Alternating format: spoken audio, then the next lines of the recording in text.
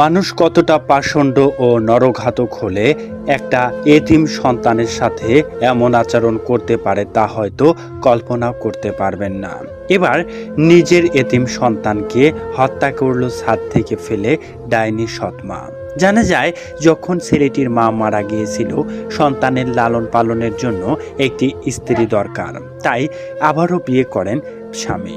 বিয়ে করার পরও যখন সৎ মা ঘরে আসে ঠিক তখন থেকেই ছেলেটির উপরে রাগান্বিত হয় তার মা এবং সবসময় ছেলেটিকে হত্যার জন্য চেষ্টা করত। সর্বশেষে ছাদে নিয়ে গিয়ে ছেলেটিকে ফেলে হত্যা করলো ডাকাত মা। যখন স্বামী বাড়িতে ছিল না ঠিক তখনই ছেলেটিকে ছাদ থেকে ফেলে এমনভাবে হত্যা করে। জানা যায় স্বামী আসলে পরে জানান ছেলেটি খেলার ছলে ছাদ থেকে পড়ে মারা গেছে, কিন্তু প্রতিবেশীরা তার ঘটনাটি নিজের চোখে দেখে পুলিশ ও তার স্বামীকে জানায়। পরবর্তীতে পুলিশ এসে তাকে গ্রেপ্তার করে। জানা যায় সৎমা হয়ে ছেলেকে হত্যার এমন অপ্রত্যাশিত ও দুঃখজনক ঘটনা ঘটে গাইবান্ধার শহরতলী গ্রামে।